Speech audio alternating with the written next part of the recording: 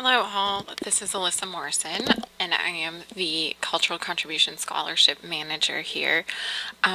During this video we will be talking about a few things that you will all need to know this semester. Just to let you know ahead of time, if you do have any questions, you can always email me at alyssa.morrison@mnsu.edu, or you can call the office at 507-389-1281 and ask for Alyssa, and you should be sent back to me.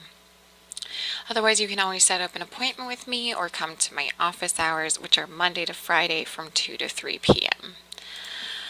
Alright, so for the next 30 or so minutes, we're going to talk about a few things. We're going to talk about what is the Cultural Contribution Scholarship, contribution hours. We'll go on to talk about a new program called the Connecting Culture and Community Leadership Program. I'll give you some resources so that you can find answers after this video, and then if there are any common questions, I will go over those as well. So let's get started. So CCS, or the Cultural Contribution Scholarship, offers international students at MSU Mankato reduced tuition costs in exchange for good academic performance and community service. That community service is something that we call contribution hours. So that means everyone who comes to MSU and has an F1 or J1 visa is offered this scholarship, which brings your tuition to slightly above in-state tuition. I just want to remind everyone that the CCS is a privilege, not a right. So you do have to earn this scholarship to keep it. Just because you're a student here doesn't mean you get to have the scholarship. You do need to earn it just like any other scholarship. And then again, students are expected to earn the scholarship each semester by meeting specified criteria. So what are those criteria? So first, you need to earn a term GPA of 2.5 or a cumulative GPA of 3.0. So that means this fall, you need to earn a GPA of 2.5 or above. Now we understand that sometimes you do have some difficulties and maybe your term GPA falls a little bit below 2.5. If your average GPA, so the cumulative, the GPA from all of your semesters averaged out, is above 3.0, that is fine. We understand, and that is okay. So again, if you have a GPA of 2.25 for this fall, but your cumulative is 3.1, you're okay. If you have a GPA for this fall of 2.25, but a cumulative of 2.75, you do not meet the requirements. You need to earn 12 or more credit hours each semester. So that means you need to get an A, B, C, D, or pass in at least 12 credits. So if you're registered in 15 credits and withdraw from 3 credits, you are still okay. But if you are registered in 12 credits and withdraw from 3, you now no longer meet the standards of this scholarship. So a withdrawal, an in progress, an incomplete, or a no credit grade do not count as passing, and of course failing does not count either. And lastly, you do need to complete and submit 25 or more contribution hours by the assigned deadline, and we will talk a little bit more about that in a few minutes. So how do you get the scholarship? First, all new students automatically receive the scholarship. Once you're here though, like I said, you need to earn it. So every semester you need to complete all scholarship criteria to keep the scholarship for the next semester. So this fall, when you're working for your GPA of 2.5 or above, earning 12 credits and doing your volunteer work, you are essentially keeping your scholarship for spring. In spring, when you're doing those same things, you're working to keep your scholarship for fall. You also need to stay in status to receive your scholarship. So if you fall out of F1 or J1 status, you can no longer have the scholarship. Or if you change status or you try to get a green card, that is something also that affects your scholarship. I also always get a lot of questions about summer. So summer, you automatically receive the scholarship if you complete all the criteria in the spring beforehand. So in spring 2018, if you finished everything and you got the email saying that you were approved for your scholarship, you should have seen that you automatically received it in the summer. You do not need to do contribution hours in the summer though. However, if you do contribution hours in the summer, they count towards your fall total. So no need to do them, but if you do, it does help you out in the fall. How will you know if you meet all the criteria after each semester? So this is where I tell you to check your email, and your MAV mail specifically. So at the end of each semester, KCIS will inform you of scholarship status by university email. So that's your mnsu.edu email. Check that one often. All official communication is through university email. If you do not check your email, it is not my fault. You are still required to follow all timelines that are stated within that email. The email will either state you met all requirements and you will keep the scholarship, or that you did not meet all the requirements and that you will be losing your scholarship. If that is the case, it will tell you exactly which scholarship or which requirement you did not meet, and it'll let you know. What happens if you don't meet the requirements? So if you don't meet the requirements, your scholarship will be canceled for the next semester. You are required to do 1 semester of probation from the scholarship. So that means if you lose the scholarship at the end of fall, spring semester you have to pay full non-resident tuition.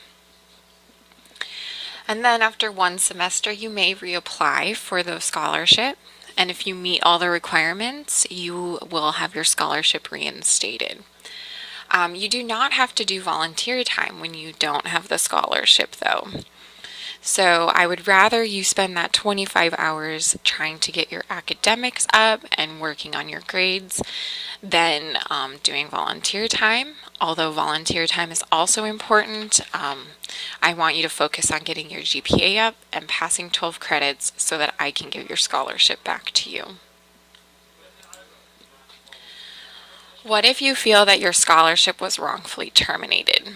So in each student's notification, there is instructions on how to appeal for the scholarship. So for example, maybe it says you earned less than 12 credits, but your faculty member hadn't yet put in the grades for one of your classes. So actually you did earn 12 credits, it just hadn't been reported when it was supposed to be reported.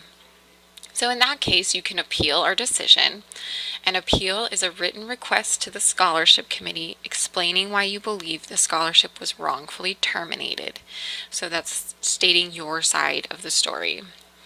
You need to check your emails because no late appeals are accepted. We have a very strict guideline. If you miss the deadline, you are unfortunately out of luck. Alright, so at that point, we are now going to go on and talk more about contribution hours and what that means. So, contribution hours, as many of you know, are the volunteer time that you have to do for your scholarship. For those returning students, you know that we used to track hours on OrgSync. Now, however, we track it on Engage. OrgSync was bought out by the Engage system, and so we use Engage. If you haven't yet signed in, I would recommend that you do so. And you sign in by going to mnsumankato.campuslabs.com/engage. I would recommend bookmarking this because it is not yet up on any of the MSU websites. The first time you sign in, it's going to ask you to sign in with your MSU Microsoft account, so that means that you will use the mnsu.edu account that you hold. So for me, I would use in with alyssa.morrison@mnsu.edu. That's my Microsoft account. If you have something else like hot international student 37@microsoft.com, that's not what you use. You use your MNSU email. The next screen, it will ask you to use your MSU account, so you will now put in your star ID and MavMail password. So Microsoft account equals your email, your MSU account equals your star ID and password. Once you're logged in, you will search for the organization called Cultural Contribution Scholarship, and you will ask to join it. You should also sign up for the Community Engagement Office, as they also post many opportunities for you. Okay, and we'll talk about documenting your experiences in a minute. I always get a lot of questions about pre-approval forms though. So when do you need a pre-approval form? It's really not that difficult. So think simply. If you found the event on the community engagement page or the Cultural Contributions Scholarship Engage page, you do not need a pre-approval. We have posted those events for you. We already know what they are, so of course they're approved because we posted them. It's the same with any of the things that you find in the brochure. Those are already approved. However, all other events need a pre-approval. So if you're doing something with your RSO or your church or you're volunteering at a preschool, you need to have a pre-approval on file. So you can find that on our Engage page, which I will show you in a minute, under the Forms section, and it will say Fall 2018 and Spring 2019 pre-approval. You need one pre-approval for each type of activity for the year. So if it's you want to work with health pros for the year, you would put in your pre-approval in the fall, and if you want to do health pros again in the spring, you're good. However, next year you would need to do another pre-approval. When you do the pre-approval, please fill out all parts of it and include as much information as possible. Pretend that someone who's never been to Mankato or MSU or that organization is going to read it and needs to know everything about it, and that's how you should write it. You do need to put your approval or your pre-approval in 1 week before the event, and KCISS will try and get the approval or deny out within 48 hours. So how do you track your hours? Anything that was an event that was posted on the Community Engagement Office or Cultural Contribution Organization page, your attendance will automatically be added. So you'll have to sign in and sign out, and it will be added for you. Echo Food Shelf is also automatically added for you. So for those things, again, be sure to sign in and out of the event with the coordinator. Double check that the coordinator will get the participation list to me, Alyssa, within 3 business days. Normally, when we don't have these posted, it means that we haven't received a list, and we cannot post events when coordinators do not send us lists. For everything else, you will have to do an experience request. So for those of you who used to use OrgSync, that would be like an involvement entry. So to do that, you would go to your Engage page.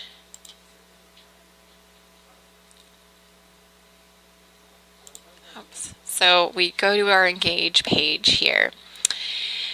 So let's take a quick look at the Cultural Contribution Scholarship. You are going to see here that there's a description. Here are the digital forms. So you can see here there's the Connecting Culture and Community Leadership application. Here's the pre-approval form. If you need to request volunteers, you can do that. Final submission is here as well. So when you're done with your hours, that's where you'd put it. These events are all approved events that you can volunteer for. You need to just RSVP for them here. There are news items and then documents. So documents are paper documents that you would have to print out or PDFs that you can read.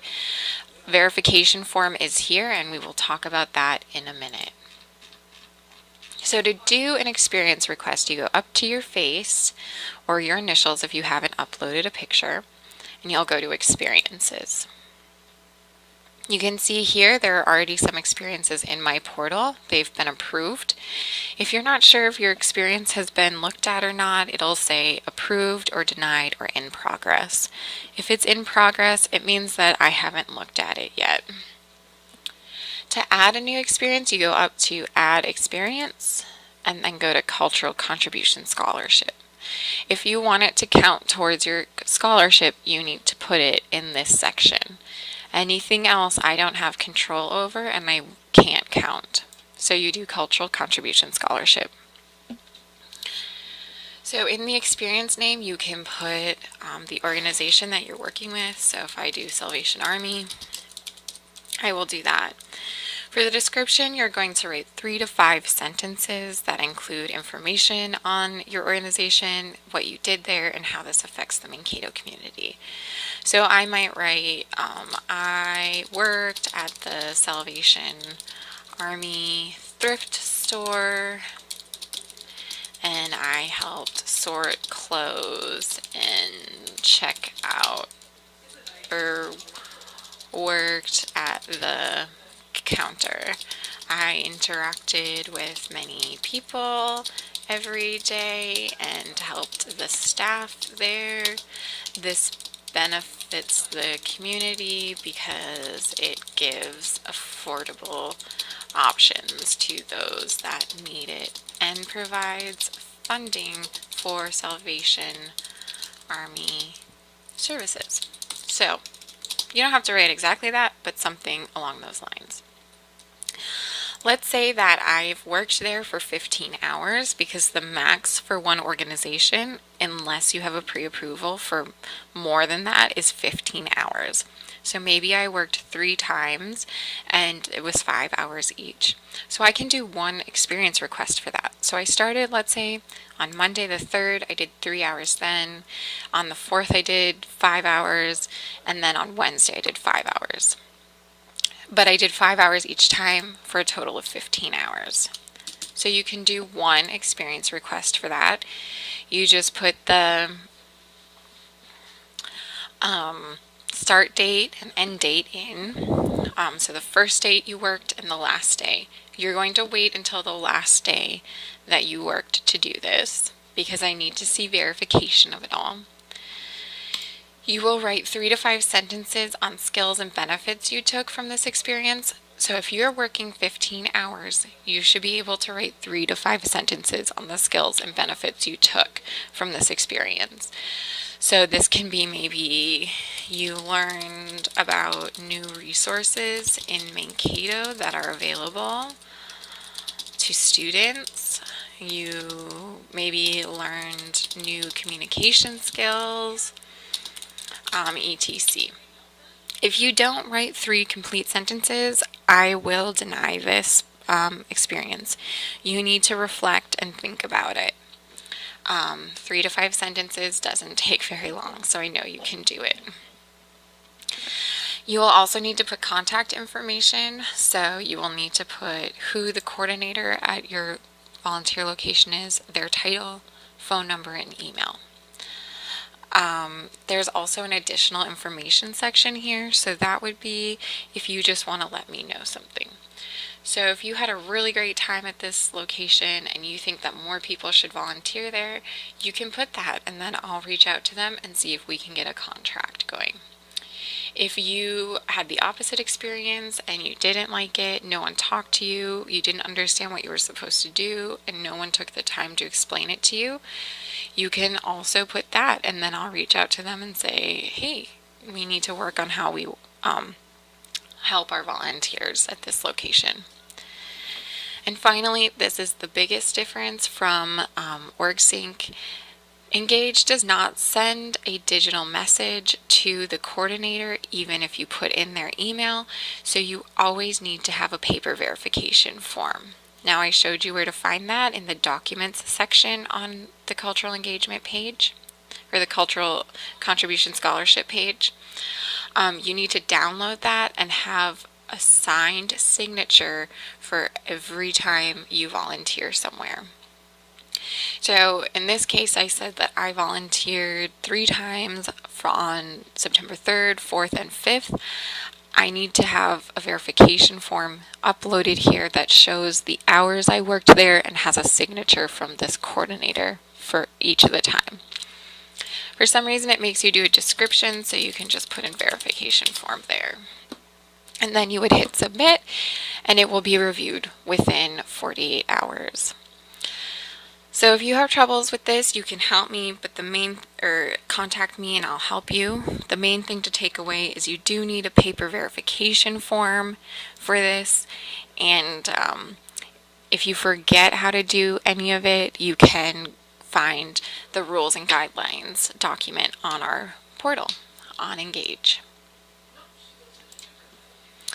So what counts towards your 25 contribution hours? Events that will be approved are things that are interactive with nationalities other than your own. They must be culturally related. They must further professional skills or provide valuable experience for all involved. They must benefit the MSU Mankato or Mankato community.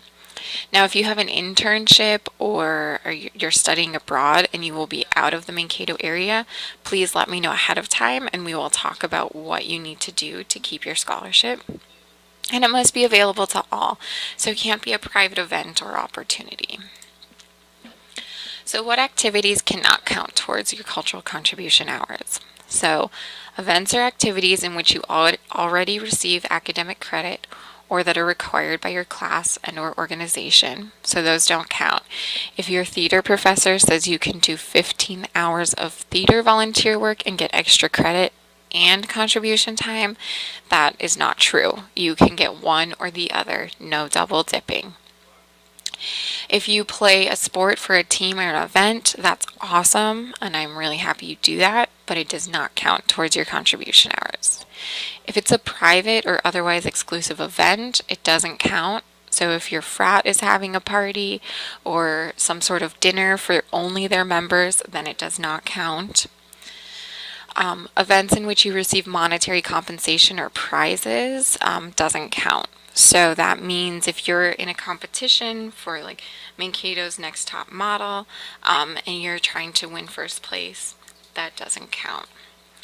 And finally, events or activities for which a student worker would typically be paid, that doesn't count. So if you're going to say, I'm staging computers for 15 hours without being paid, please don't do that. Get paid for your work and find another opportunity that will count towards your scholarship. This semester, you need to finish your hours by December 3rd, 2018. That is before finals week. You need to do this to keep your scholarship, and this way you can focus on your finals. In the spring, you do need to submit your hours by April 29th. What if you sign up for an event but can no longer attend? So if you've signed up for it and RSVP'd on Engage, someone is counting on you to attend and they need your help. So you need to cancel your RSVP as soon as you know you cannot attend. You can just go into the portal and switch the RSVP to no on Engage. And you should do that 24 hours before the event. If you cancel less than 24 hours in advance or you simply do not show up, you will be penalized. So your first no-show is an additional hour. So that means you'd have to do 26 hours this fall to keep your scholarship for spring. If there's a second no-show, then it's the number of hours the event is times the additional added on to your total. So if the event is a 4-hour event and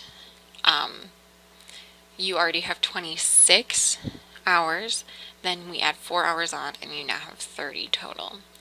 If you have 3 no-shows in a semester, then your scholarship will automatically be canceled the next semester. When you finish your hours, you need to let me know. I do not receive automatic notifications when you finish something. So how do you do that?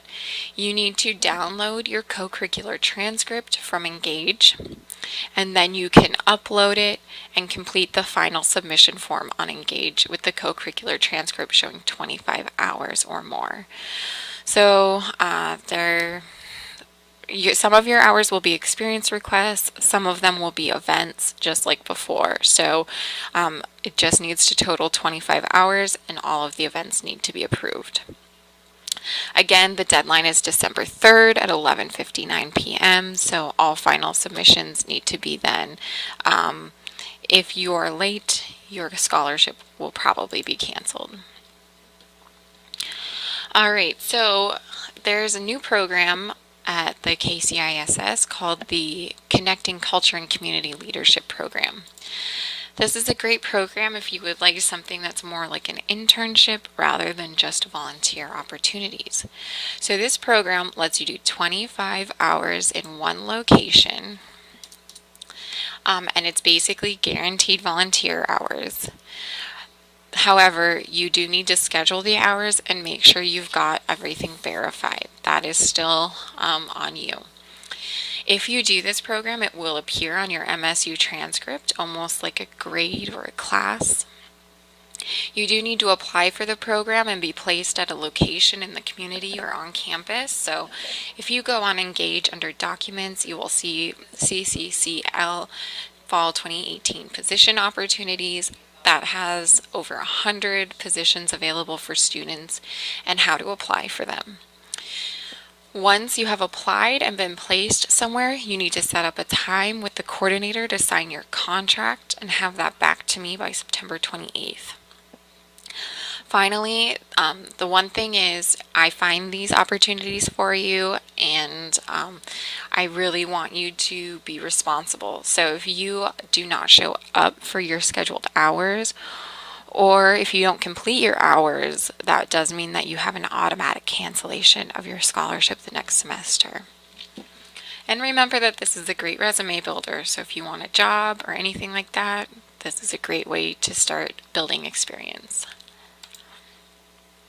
So if you need more help on how to use Engage after this, or questions about the Cultural Contribution Scholarship, there are many places to look. There's a whole organization page on Engage called Engage Help, and they have a lot of PDFs that you can read. And there's also a YouTube channel that will give you general help. If you have specific cultural contribution scholarship questions, then you can check out our YouTube channel that has some videos, or look at the documents on the Engage organization page. That's all I have for you today. Some questions that I have been receiving is for pre-approvals, when they need to be in. Pre-approvals do need to be in at least 1 week before the event that you want to do.